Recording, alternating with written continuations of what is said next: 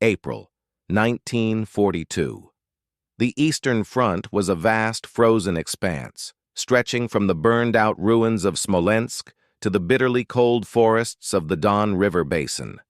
The Wehrmacht had secured its supply lines with an almost obsessive attention to detail. German trains carried everything the army needed: food, ammunition, fuel, artillery shells, and troops. Every locomotive, every freight car, seemed untouchable under the watchful eyes of seasoned railway troops and armored escort units.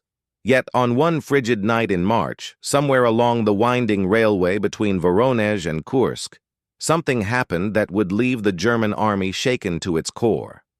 A train, heavily laden with tanks and ammunition, moved under the cover of darkness, its engines churning through the frost-bitten night.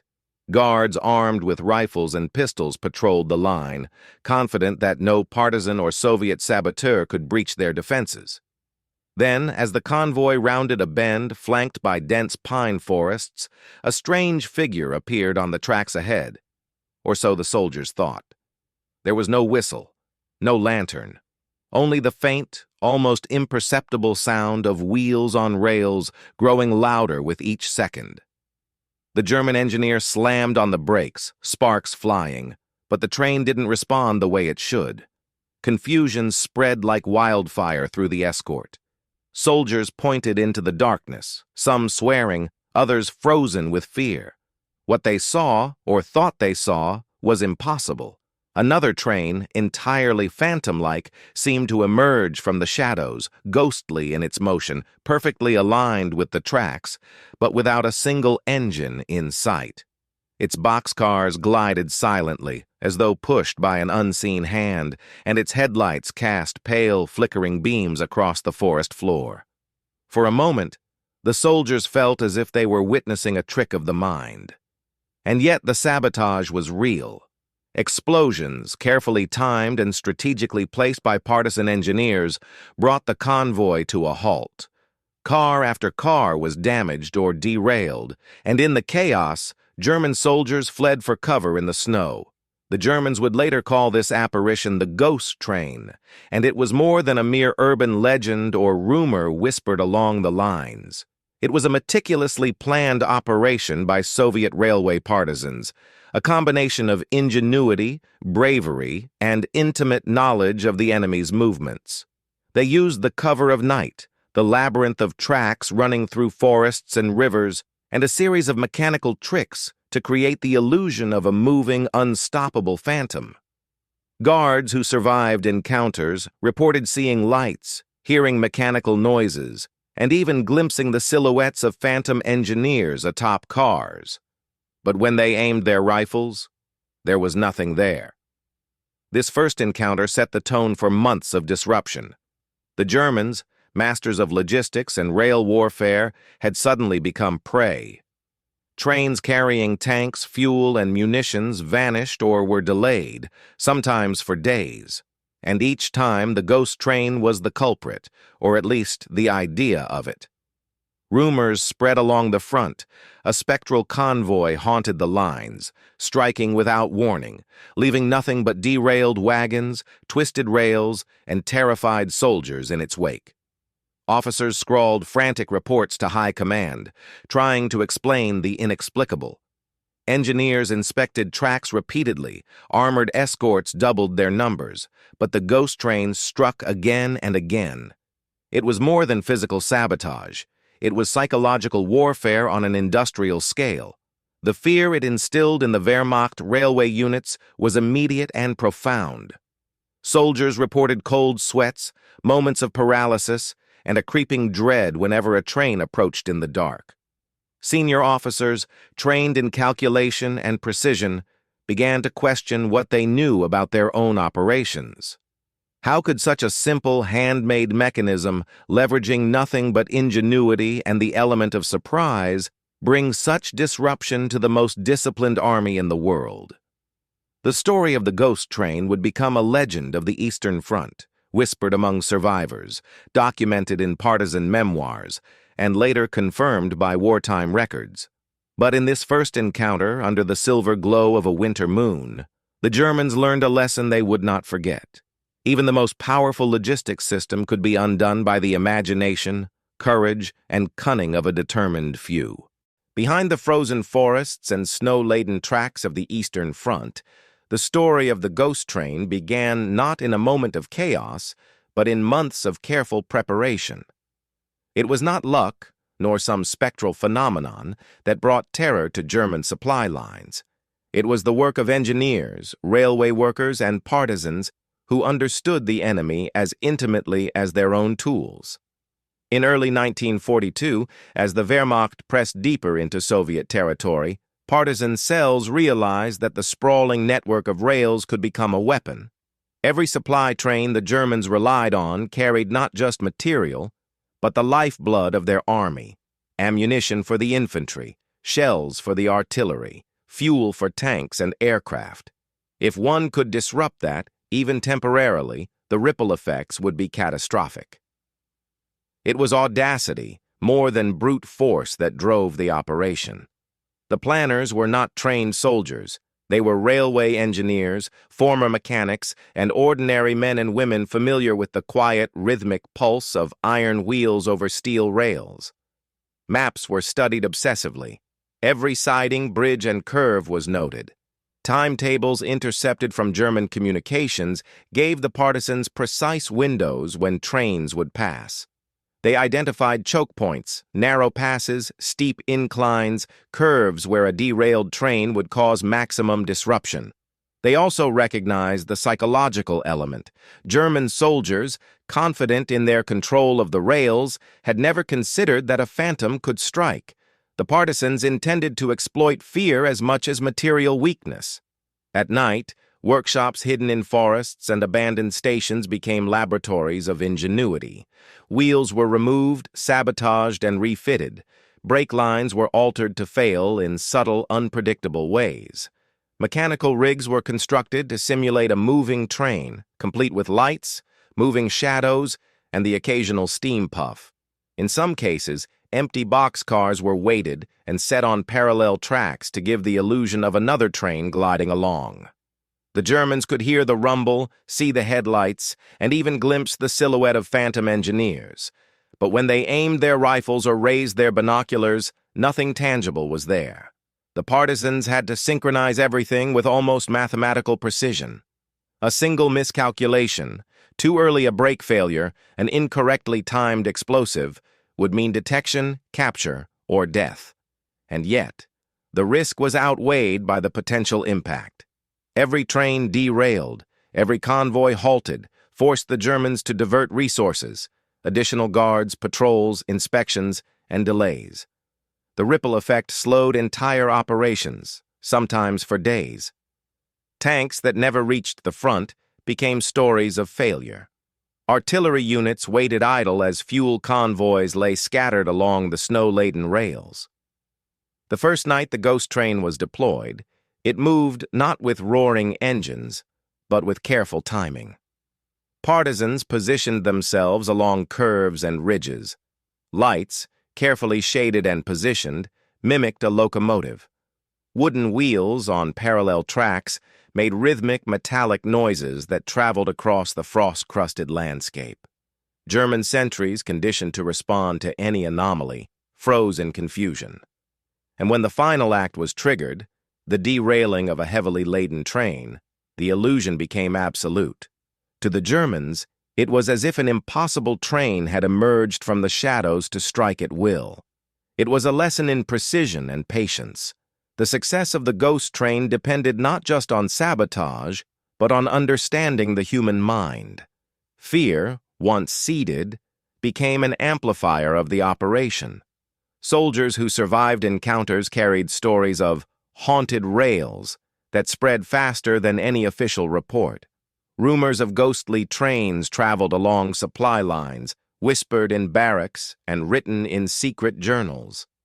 Officers noted odd behavior among their troops: hesitation at crossings, delays in departure, even outright refusal to man a watch post. By the time the Germans realized that the ghost train was no spectral apparition, it had already reshaped the logistics of the front. Supplies were delayed, armored units were immobilized, and the Wehrmacht's confidence in its own infallibility began to crack. The partisans had shown that ingenuity, knowledge, and courage could transform the very infrastructure of war into a weapon far beyond rifles and cannons. And as they prepared for the next missions, they refined their techniques: timing, illumination, mechanical deception, and explosive sabotage, all to create the perfect phantom. It was a war fought not just with steel, but with imagination. And on the Eastern Front, where every day brought new horrors, the ghost train would become a symbol of invisible but lethal resistance, moving silently through the snow, carrying the promise of chaos and fear to the enemy that thought itself invincible. The night was bitter, the wind slicing across the snow-laden plains of western Russia. German supply convoys crawled along the frozen tracks, unaware that the very rails they trusted were about to turn into instruments of chaos. To them, it was just another routine transport: fuel, ammunition, and food, crucial to the Wehrmacht's continued push toward the east. But the ghost train was waiting, not with guns or tanks, but with cunning, precision, and a mastery of fear. In the shadows of the surrounding forest, partisan teams huddled in small groups, their breath misting in the freezing air. Each handheld signal, each lantern flicker, was a part of the plan honed for months. The train they had prepared was not a simple derailed wagon or explosive-laden boxcar. It was a living illusion. Carefully timed lights, mechanical devices mimicking motion, and controlled blasts along the tracks were all synchronized to create the impression of a phantom locomotive, moving independently, striking unpredictably. As the German train rounded a bend near a snow-covered ridge, the partisans triggered the first stage. Lights along a parallel siding ignited, casting the shadows of a massive locomotive onto the surrounding trees. The German engineers froze, their binoculars catching glimpses of a train seemingly moving in impossible ways, appearing and disappearing between trees. The rhythm of wooden wheels clattering on spare tracks added a metallic echo that traveled unnaturally far across the cold night. For a moment, time itself seemed to distort. The enemy could not tell where reality ended and illusion began. Then came the calculated sabotage. Brakes were subtly cut, wheel flanges sabotaged, and rails weakened at precise points. The leading boxcar, laden with artillery shells, began to derail with a slow, grinding inevitability. Sparks flew as steel met twisted iron. German soldiers leapt to the sides, shouting orders, trying to maintain control. But the illusion, the terror, and the destruction all arrived together. The phantom train seemed to move ahead of reality, striking again and again in places that were only moments ago empty. Explosions punctuated the night. Not massive, indiscriminate blasts, but carefully placed charges that sent a cascade of snow and timber onto the tracks, derailing wagons in a chain reaction. Engines that had seemed indestructible buckled. Wheels twisted, axles snapped, and supplies that took months to gather were scattered across the icy fields. For the Germans, it was as if the very forest itself had risen against them. Men later described seeing lights moving without engines, hearing the rhythmic pounding of wheels where no track existed, and feeling a terror that had no rational source. In the aftermath, the scale of the disruption became clear. A single supply train, halted and partially destroyed, created a ripple effect across hundreds of kilometers of front lines. Tanks awaited fuel that would never arrive on time. Artillery units sat idle, shells unmoved from storage yards. Officers scrawled urgent messages, demanding reinforcements and spare engines, while partisans melted into the darkness, leaving only footprints in the snow and the memory of impossible motion. The psychological effect was even greater than the material. Rumors of ghostly trains spread quickly through German units. Soldiers stationed along other supply routes began reporting lights in the woods, phantom engines, and the sensation of being followed by invisible wheels. Fear became a tool as potent as explosives. Entire crews refused to take the rails alone, waiting for guards or reinforcements that were never sufficient. The ghost train had turned infrastructure into a weapon, and the weapon was subtle, unpredictable, and terrifying. Meanwhile, in the forest, the partisans observed the chaos from hidden positions. No one celebrated too loudly. Every operation carried risk, and the success of the first strike was tempered with lessons learned. Timing had to be perfect. Misfires could alert the Germans to the method behind the madness. Communication had to remain silent and coded. Every movement in the snow could betray months of preparation. Yet for the first time, the concept had proven itself. Ingenuity and courage could disrupt the Wehrmacht more efficiently than brute force alone. The first strike of the ghost train would become legend among partisan circles. It was a story of audacity, discipline, and imagination, a narrative told over hushed campfires, rehearsed in whispers among engineers and fighters. And while the Germans tried to rebuild, investigate, and reassure themselves, they were already chasing shadows. The ghost train was no longer a plan.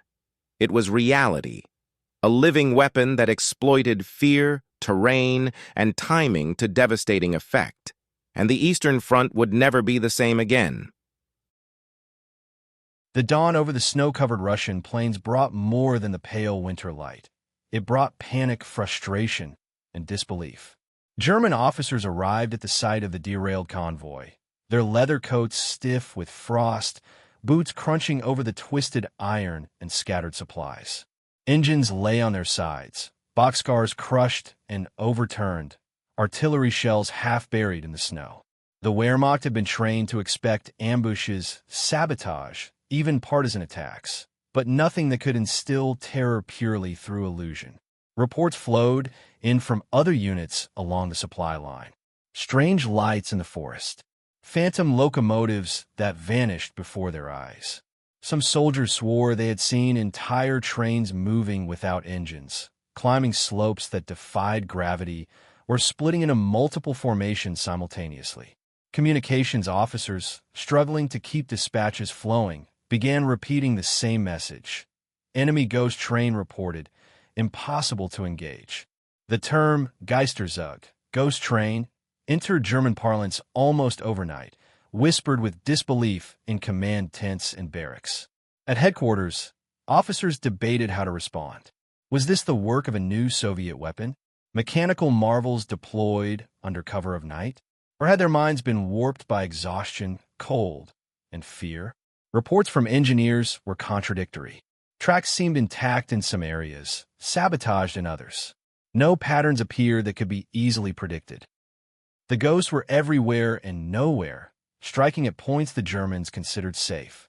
Commanders ordered patrols, reinforcements, and inspection teams, but the more they tried to rationalize, the more the chaos spread.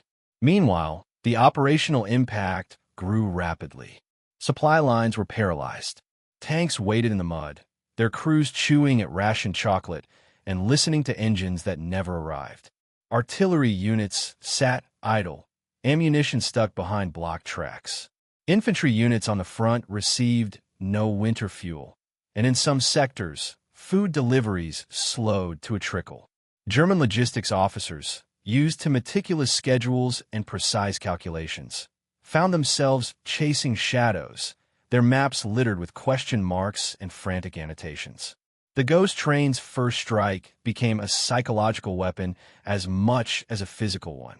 Soldiers who had seen the phantom locomotives began refusing to travel alone, even in daylight. Trains slowed drastically, convoys required extra guards, and commanders feared moving supplies without reconnaissance that often yielded nothing. The specter of an invisible, unpredictable threat consumed attention and resources that could have been used at the front lines. Every whistle in the distance, every clatter of wheels on iron, was a potential ambush. Trust in their own supply system eroded. Partisan teams, watching from a forest, noted these reactions with grim satisfaction. The ghost train had demonstrated that a few daring individuals, with creativity and meticulous planning, could achieve what entire divisions could not: sow disorder, slow an army, and spread fear. They refined their techniques, learning to exploit German responses. Patrols and reinforcements could be manipulated with decoys. False tracks could lure soldiers into ambushes. By making the Germans respond to illusion rather than reality, they multiplied the effect of their operations exponentially. German attempts to document the ghost train only deepened their confusion. Reports submitted to higher commands described anomalies that engineers could not replicate. Locomotives appeared at impossible times. Sabotage left no clear pattern, and the speed of the derailments defied conventional calculations. Intelligence officers began theorizing wildly. Were these specially trained elite units? Advanced technology? Or had the Soviets discovered some secret that made their rails themselves deadly? The resulting paranoia slowed repairs and limited operational flexibility. The consequences reached beyond a single supply line. As news of the ghost train spread along the Eastern Front, morale faltered. Officers feared ridicule, knowing that tales of phantom locomotives had begun circulating among enlisted men. Convoys waited for escorts that were not available. German commanders realized that even their best troops could not counter an invisible, unpredictable enemy. The forest and snow were now active participants in the war, allies to those who understood them. By the end of the week, the Wehrmacht had suffered tangible losses beyond derailed boxcars. Fuel shortages delayed offensives, artillery barges were weakened, and entire units were immobilized. Supply officers calculated the cost. One derailed train had created a ripple effect, crippling dozens of operations across hundreds of kilometers. The ghost train had become a force multiplier, achieving through psychological warfare what conventional attacks could not. And while German reports fumbled, partisan leaders already planned the next strike. Lessons from the first operation were integrated. Timing, the use of terrain, and enhanced visual illusions promised even greater disruption. The ghost train was no longer just a single act of sabotage. It had become a strategic instrument. The Eastern Front, vast and frozen, had been transformed into a stage where fear and cunning could dictate outcomes as much as bullets and shells. The ghost train had struck once, but the echo of its passage resonated far beyond the rails, leaving a Wehrmacht forced to fight not just an army, but shadows of their own making. Weeks after the first strike, the ghost train had moved beyond a single derailment into a calculated, multi-pronged campaign. Soviet partisans, now confident in their tactics, began targeting multiple rail arteries simultaneously, striking deep into German-controlled territory. The operation was no longer about one train. It was about creating a network of fear and uncertainty across the Eastern Front. Every depot, siding, and junction was a potential stage for the next illusion. Every stretch of iron a trap waiting to unsettle the Wehrmacht. The partisans learned to read German routines like an open book. Supply trains left at predictable intervals. Heavily guarded stretches were bypassed, and weak points exploited with precision. Night operations became the standard, with teams coordinating signals, decoys, and subtle sabotage to maximize disruption while minimizing risk. Some trains were genuinely derailed. Others were left entirely intact, but rigged to suggest destruction, creating an impression that the Soviets were omnipresent. German troops, arriving at yet another unscathed train after frantic reports, could not reconcile what they saw with the terror they felt. The lines between reality and illusion blurred. By midwinter, the ghost train was effectively a psychological weapon deployed at scale. German supply officers calculated losses not merely in tons of food, coal, or ammunition, but in hours lost to caution, inspections, and redundant escorts. Each phantom derailment forced units to halt, reroute, or delay. Convoys slowed dramatically, waiting for engineers who might never be needed, and troops stationed along the rails experienced mounting stress. Even seasoned officers admitted that their ability to predict supply arrivals had collapsed, creating gaps in artillery, infantry, and armor readiness across vast front segments. The operational impact was compounded by the vastness of the Eastern Front itself. From the frozen forests near Smolensk to the snow-swept plains of Belarus, the Germans faced the daunting task of monitoring hundreds of kilometers of rail. Communication lines, already stretched thin, were overloaded with reports of ghostly trains, derailed or imagined. In many cases, patrols were sent in multiple directions simultaneously, only to return empty-handed. The ghost train had turned the front's vast geography into an ally for the Soviets. The forested expanses, frozen rivers, and foggy plains became a labyrinth through which fear moved faster than any soldier. Partisan leaders refined their techniques continuously. Mirrors and lanterns mimicked train lights on snow or fog, creating illusions of movement along tracks. Small, controlled explosions mimicked derailments.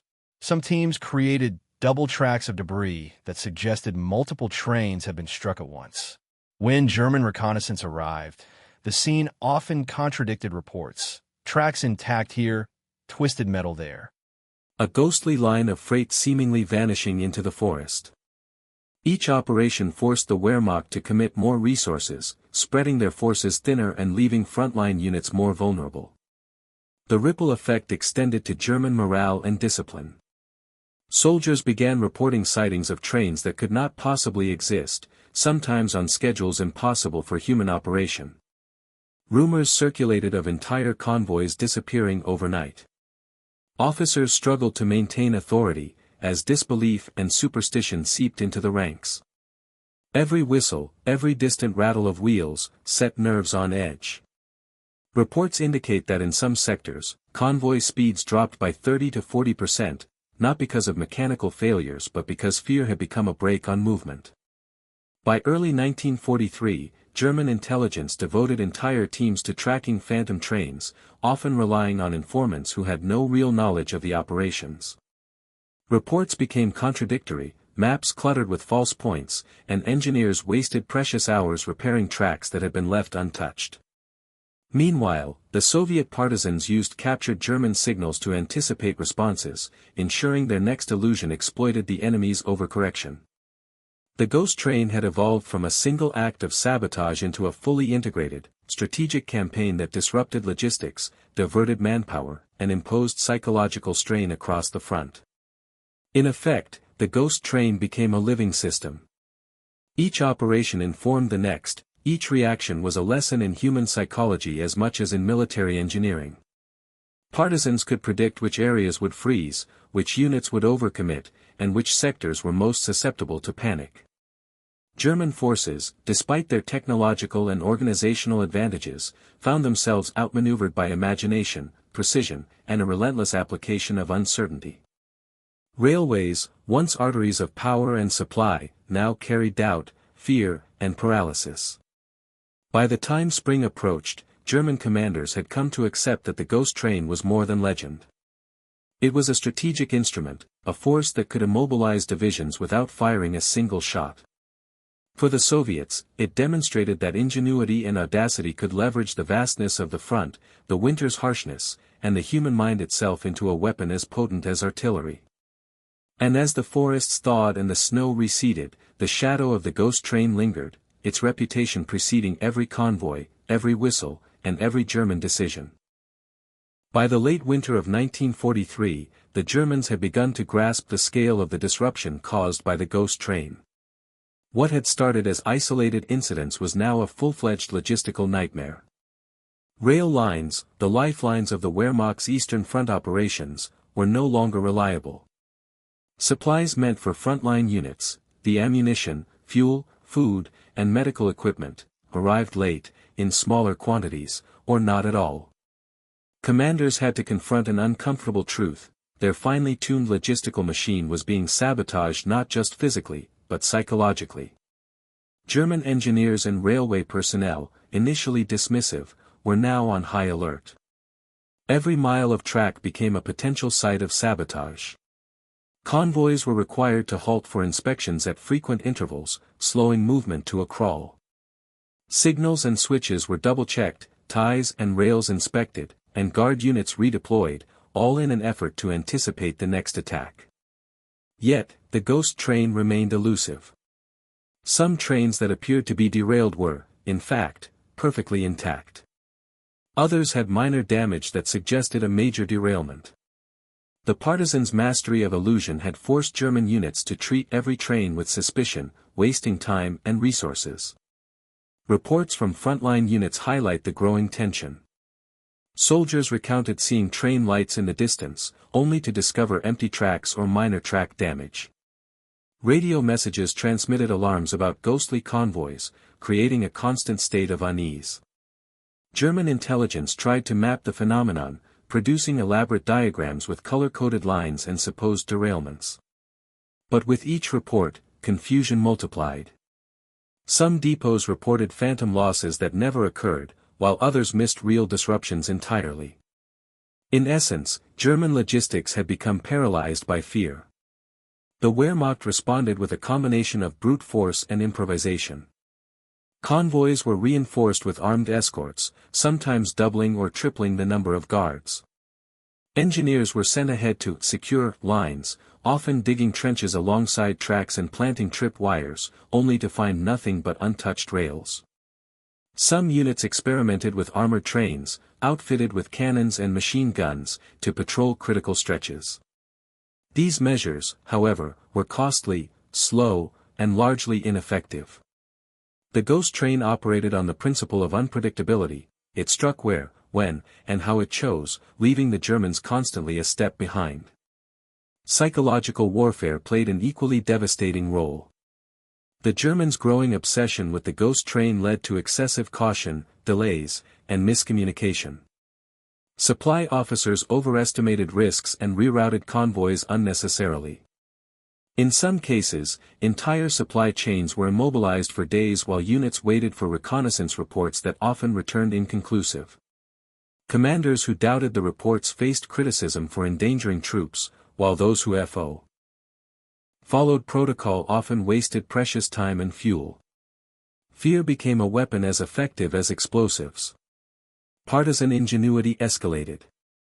By observing German countermeasures, Soviet units adapted their tactics. Simple decoys, wooden trains, lanterns, and smoke, were used to simulate derailed or moving trains at night. Explosions were synchronized with sounds of engines or coupling breaks, giving the impression of massive accidents. These illusions forced German engineers to respond repeatedly, draining manpower and diverting resources from the actual front lines. The ghost train had become a self-perpetuating cycle. German responses created opportunities for further sabotage. The winter terrain amplified the effect. Snow and fog limited visibility, muffled the sounds of movement, and concealed partisan positions. Dense forests allowed small groups to strike and disappear without trace. Frozen rivers and ice-covered embankments created natural obstacles that the Germans struggled to monitor. Meanwhile, partisans moved lightly, carrying only essential equipment, their knowledge of local geography giving them a decisive edge over the cumbersome German patrols. By early spring, German command recognized that conventional approaches were failing. Orders were issued for increased surveillance, more frequent inspections, and stricter control of rail personnel. But the ghost train had already forced a systemic shift. Schedules were delayed, routes were changed, and troops went hungry or waited for supplies that never arrived on time. The Eastern Front's logistical network, once a symbol of German efficiency, now resembled a fragile web, constantly frayed by unseen hands. In effect, the ghost train had achieved what no conventional strike could. It immobilized enemy resources, caused persistent fear and confusion, and forced the Germans to devote enormous effort to counter a phantom. The Soviets demonstrated that intelligence, imagination, and careful planning could outmatch sheer firepower. By striking at the heart of logistics rather than the front lines, they imposed attrition without conventional battles, leaving German units weakened, distracted, and demoralized. Every train delay, every empty cargo car, and every anxious officer reinforced the lesson: on this front, the ghost train controlled time, space, and the minds of the enemy. By the spring of 1943, the consequences of the ghost train's operations were beginning to manifest directly on the Eastern Front. German divisions, once confident in the precision of their supply lines, now faced delays that affected everything from ammunition to rations. Commanders who had prided themselves on punctual logistics were forced to improvise, often at the expense of combat readiness. Units went into battle with incomplete supplies, fuel shortages limited mobility, and even basic food deliveries were disrupted. The ghost train, never seen directly by the soldiers, had become a shadow commander, dictating the tempo of operations from behind the lines. Reports from the front revealed increasing frustration. Infantry units described halted movements because the expected artillery shells never arrived. Tank formations found fuel trucks stranded miles behind the lines, leaving armored vehicles vulnerable or immobilized. Field hospitals went short on medical supplies, forcing doctors to ration treatment. Even minor shortages had cascading effects. A single delayed shipment of ammunition could halt an entire battalion's offensive, giving Soviet forces a strategic advantage without engaging in large-scale combat. The ghost train operated with the subtlety of a scalpel. It did not destroy entire armies directly, but it weakened the Wehrmacht incrementally, systematically eroding their operational efficiency. Morale among German troops began to suffer. Soldiers on the front lines complained of exhaustion, frustration, and uncertainty. Officers received repeated orders to accelerate operations despite knowing that supply lines were compromised. The specter of unseen sabotage contributed to paranoia. Convoys moving forward were constantly accompanied by reconnaissance units and armed escorts, but even then, commanders knew that delay or miscommunication could render an entire operation ineffective. Letters from soldiers mentioned the eerie feeling of being haunted by phantom disruptions, trains that never arrived, goods that seemed to vanish, and the invisible hand of the ghost train orchestrating chaos behind the lines. Soviet partisans had mastered the art of psychological warfare. Their operations were designed to maximize uncertainty. Even a minor derailment, or the mere suggestion of one, was amplified through German reporting channels, leading to overreactions and wasted effort. Entire supply columns were rerouted unnecessarily, while engineers and guards were deployed to investigate phantom threats. The Germans' need for certainty in a complex environment had become a vulnerability. The ghost train forced them to doubt every shipment, every timetable, and even their own intelligence. By undermining confidence, it amplified the effectiveness of each minor act of sabotage. The human cost of disrupted logistics was evident in the front lines. Infantry units often found themselves lacking ammunition at critical moments, unable to execute main maneuvers as planned. Tanks ran out of fuel in the middle of engagements, forced to halt under enemy fire. Field hospitals rationed food and medical supplies, and cold winter months made these shortages deadly. Entire offensive operations were postponed or abandoned because the right equipment did not arrive on time. German commanders began to notice a pattern. Even minor interruptions on rail lines created a disproportionate impact on the front. The ghost train had turned supply into a weapon, striking where the enemy was most vulnerable. Soviet intelligence reports highlight the strategic insight behind these operations. By focusing on logistical nodes rather than frontline combat, the partisans forced the Germans to fight not only the enemy in front of them, but also the invisible enemy behind them. Convoys, depots, and railway lines became the primary battlefield. Each derailed train, each delayed shipment, and each phantom accident compounded the overall effect. The ghost train was not a single act of sabotage but a sustained campaign of attrition, exploiting the Germans' dependence on rail infrastructure. Unlike traditional battles, where success is measured in territory or enemy casualties, this campaign measured success in disruption, confusion, and inefficiency. German documentation from the period reveals growing desperation. Field reports mention convoys stopped for hours, waiting for engineers to clear tracks that were sometimes perfectly intact. Commanders, unsure which reports to trust, implemented rigid schedules and redundant measures, only to find that the ghost train had already adapted to their routines. This cat-and-mouse game drained manpower, diverted resources, and contributed to the general slowdown of operations. By early 1944, German logistical officers openly acknowledged that the Eastern Front supply lines were under constant threat and could no longer be considered secure. The ghost train had achieved its goal. It had turned the backbone of the Wehrmacht's military power into a fragile, unreliable system. The cumulative effect on combat readiness was profound. Units deprived of fuel and ammunition could not maneuver or respond effectively to Soviet attacks. Delays in reinforcement and resupply allowed the Red Army to exploit weaknesses, outflank German positions, and prepare counteroffensives with minimal resistance. Even experienced officers, accustomed to rapid mobility and efficient supply chains, found themselves constrained by circumstances beyond their control. The ghost train had transformed the logistics network from a tool of operational excellence into a bottleneck that dictated strategic decisions. By the spring of 1944, the ghost train was no longer just a disruptive force, it had become a decisive factor in the Eastern Front. German High Command, already stretched thin and facing simultaneous crises on multiple fronts, had to account for the ghost train when planning movements and operations. Supply. By mid-1944, the ghost train campaign had evolved into a full-scale strategic weapon.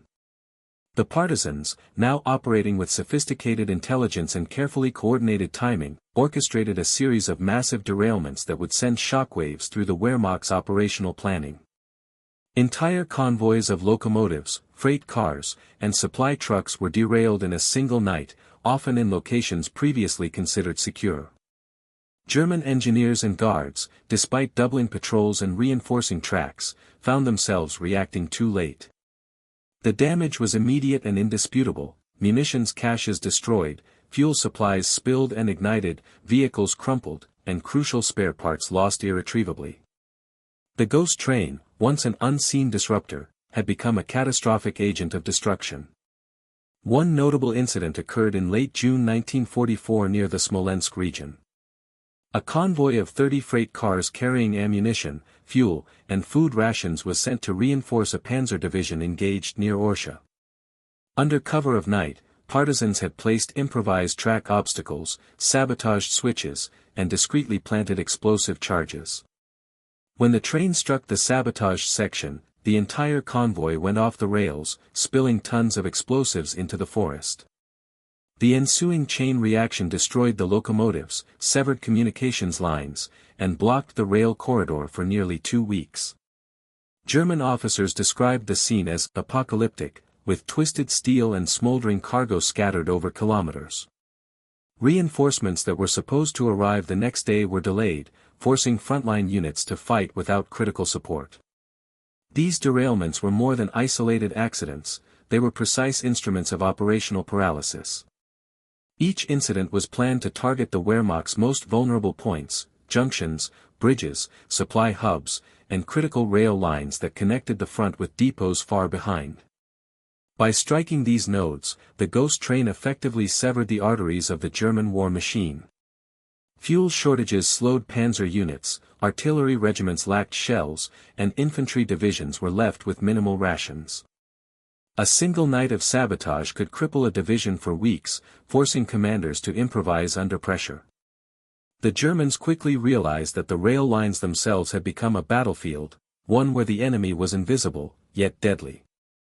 Field reports from German units highlight the widespread consequences.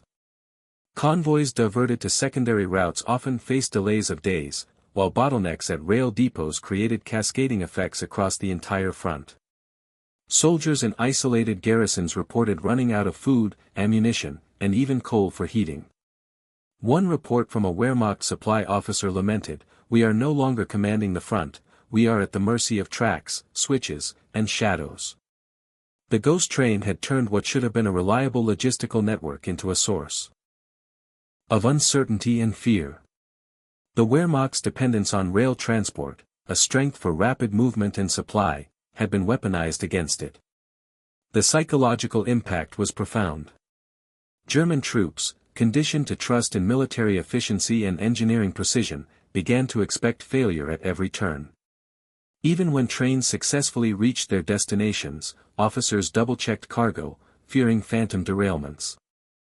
Entire units hesitated before committing to offensive operations, wary that their resupply could vanish overnight. The ghost train had instilled not just physical disruption but a pervasive sense of doubt and insecurity. Soviet intelligence and partisan reports reveal that these psychological effects were intentional. The partisans understood that undermining morale could multiply the operational impact of sabotage many times over. Meanwhile, the partisans continued to adapt and innovate. They introduced decoy trains to lure German troops into ambushes, reinforced explosives for larger derailments, and coordinated strikes along multiple lines simultaneously. By synchronizing attacks across different sectors, the ghost train created a domino effect. One disrupted convoy caused delays in another, amplifying the paralysis. The Germans, despite their engineering skill and disciplined procedures, could not restore order quickly enough. For every mile of track repaired, another was sabotaged. The scale and efficiency of these operations demonstrated an understanding of industrial warfare that rivaled the Wehrmacht itself. The operational consequences reached strategic levels. Planned offensives were postponed, armored units were immobilized, and supply shortages forced retreat in some sectors. Even seasoned generals admitted that they were being outmaneuvered not in open combat, but in logistics, a battlefield invisible to the naked eye. Reports from frontline units frequently mention abandoned equipment, stranded vehicles, and empty depots, highlighting how the ghost train dictated the pace and success of operations from behind enemy lines. In essence, the ghost train had become a force multiplier for Soviet strategic planning. Small teams of partisans could have effects equivalent to entire divisions.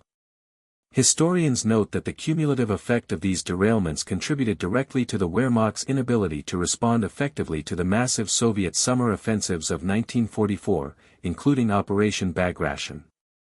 German units, weakened by supply shortages and delayed reinforcements, were systematically encircled and destroyed. The ghost train had achieved something remarkable. It had turned a single logistical vulnerability into a decisive instrument of war. By targeting supply chains, it had neutralized the Wehrmacht's operational superiority without engaging in large-scale conventional battles. By the end of this phase, the ghost train's legend had become well known among German soldiers and officers. Accounts describe a mix-o. By late summer 1944, the ghost train campaign had transcended mere sabotage. It had become a strategic weapon that reshaped the German High Command's perception of the Eastern Front. What had begun as isolated derailments and supply disruptions was now a coordinated campaign striking at the very heart of German operational planning. Reports flowed into Army Group Center and the Oberkommando des Heers, OKH, describing blocked rail lines, destroyed locomotives, lost ammunition, and stranded troops. Officers who had relied on the precision of Wehrmacht logistics began to recognize a grim reality. The Eastern Front was no longer governed by schedules, timetables, or engineering efficiency. It was governed by shadows and sabotage. Field reports painted a bleak picture. Panzer units en route to critical defensive positions were immobilized for days, artillery regiments went without shells, while infantry divisions rationed food and fuel. One report from a logistics officer at Smolensk lamented, "Our trains do not arrive, our depots are empty, and we are left with nothing but the enemy's patience and our own fear." The ghost train had forced the German command structure into a reactive posture.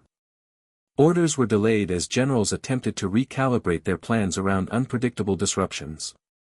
What was once a meticulously timed supply chain had become a nightmare of uncertainty, where even experienced commanders could not anticipate the enemy's next move. The High Command convened emergency meetings to assess the scope of the problem. Army engineers proposed deploying additional rail security units, increasing patrols, and reinforcing tracks with explosives detection equipment. Yet for every mile of track secured, partisans had already struck elsewhere. Decoy trains, timed explosives, and the clever misdirection of supply convoys meant that German responses were perpetually one step behind. The ghost train operated on a principle the Wehrmacht could not match: strategic mobility through unpredictability. Small, mobile partisan units were able to impose delays and destruction on a scale comparable to entire German divisions, effectively redistributing the balance of power without engaging in traditional battles. Reports of multiple simultaneous derailments added to the sense of helplessness. In one remarkable incident, 3 separate supply convoys destined for frontline armored divisions were struck within 48 hours along a single rail corridor near Orsha. Locomotives exploded, rolling stock tumbled into rivers, and fuel ignited in a spectacular conflagration. German soldiers and engineers described scenes of apocalyptic devastation as wagons containing hundreds of tons of munitions and supplies were reduced to burning rubble. The resulting paralysis forced command officers to divert scarce resources to clear and repair tracks rather than concentrate them on offensive operations. The ghost train had turned logistical management into a full-time defensive struggle. Perhaps the most critical impact was psychological. Reports from German units frequently mention phantom trains, as soldiers and officers began expecting derailments, ambushes, and sabotage on every journey. Even when trains successfully reached depots, commanders approached each convoy with suspicion, knowing that partisans could strike at any point. This constant state of uncertainty eroded confidence, slowed decision-making, and reduced operational efficiency. The ghost train had weaponized fear itself, demonstrating that effective disruption need not rely on sheer numbers but could exploit intelligence, timing, and ingenuity. Soviet intelligence records reveal the calculated nature of these operations. Partisans targeted the Wehrmacht's critical choke points, junctions connecting multiple rail lines, bridges spanning rivers, and depots storing strategic reserves. By attacking these nodes, the ghost train amplified the operational consequences of each derailment. A single destroyed bridge could delay multiple convoys, while the loss of locomotives forced rerouting and caused cascading delays. German commanders, previously confident in the reliability of their logistics, found themselves fighting not just the Red Army, but an invisible adversary that struck at their weakest points. The cumulative effect of these disruptions was dramatic during the Soviet summer offensives, particularly Operation Bagration. German forces, already stretched thin, struggled to redeploy reinforcements and resupply frontline units. Units expected to hold critical positions were left without fuel for armored vehicles, lacking ammunition for artillery, and running low on rations. German field reports frequently note abandoned vehicles, stalled convoys, and idle soldiers. The ghost train had created an operational bottleneck that no amount of engineering expertise could fully resolve, forcing high command into a defensive strategy it could neither trust nor fully control. By September 1944, German strategic planning explicitly accounted for the ghost train. Rail movements required escorts, inspections, and contingency plans, but even these measures could not prevent sabotage. High-ranking officers admitted in private correspondence that their supply network was no longer a guarantee of operational success. One commander wrote, "We can no longer trust the rails, every shipment is a gamble, every delivery a question mark." The ghost train had turned the Wehrmacht's own industrial might against itself, using intelligence, mobility, and precision to achieve effects comparable to massed offensives. The legend of the ghost train grew within the German army. Soldiers told stories of phantom locomotives appearing out of the night, derailing trains with uncanny timing, and disappearing before capture. This reputation, whether fully grounded in fact or amplified by rumor, magnified the psychological impact. The Wehrmacht, previously a symbol of discipline. As winter 1944 approached, the ghost train campaign had cemented itself as an invisible but decisive factor on the Eastern Front. By now, German commanders were forced to plan every movement with the possibility of derailments, sabotage, and destruction in mind. The railways, once symbols of Wehrmacht efficiency and control, had become unpredictable veins of vulnerability. Entire operations slowed, with armored divisions halted at junctions, supply depots emptied, and troop morale eroded. The shadow of the ghost train stretched across the front, demonstrating the extraordinary power of a small, determined force exploiting intelligence, timing, and audacity. The psychological effect on German troops was perhaps the most enduring legacy. Soldiers recounted moving cautiously along rail corridors, expecting the unexpected. Every whistle of an approaching locomotive or distant explosion triggered alarm. Rumors amplified reality, stories circulated of entire convoys vanishing overnight, locomotives derailed in impossible circumstances, and partisan units that seemed to appear and disappear like specters. Even seasoned officers admitted that fear of the ghost train influenced decisions as much as the advancing Red Army. This intangible yet pervasive anxiety paralyzed sections of the German front without a single pitched battle. Beyond immediate disruption, the ghost train campaign had strategic implications. German logistics, meticulously calculated for a mechanized war, proved inflexible in the face of continuous, unpredictable sabotage. Reinforcements arrived late, fuel ran short at critical moments, and artillery units sometimes found themselves idle while enemy forces advanced. The Soviet command recognized that operational success did not require massed assaults alone. Precision attacks on infrastructure could achieve comparable or even superior results.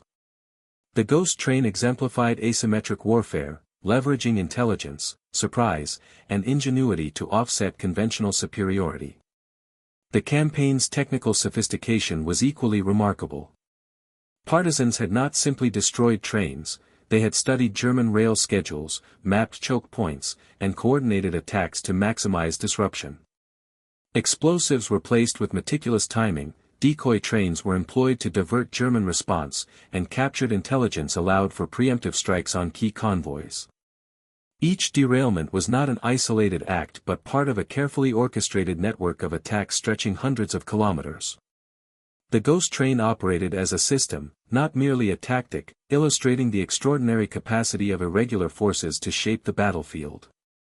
As 1945 dawned, German forces increasingly relied on desperate measures to maintain supply lines, armed escorts for every train, intensified surveillance, and rapid repair teams, yet these efforts were often futile. The ghost train continued to strike, and its cumulative effect contributed to the collapse of the Wehrmacht's operational capabilities.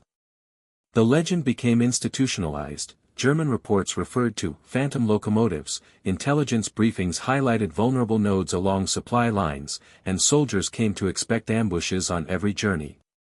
The front lines themselves were reshaped by uncertainty and fear. The human dimension of the ghost train's legacy is equally striking. For Soviet partisans, it became a symbol of agency, a demonstration that small, mobile units could challenge and undermine one of the world's most powerful armies.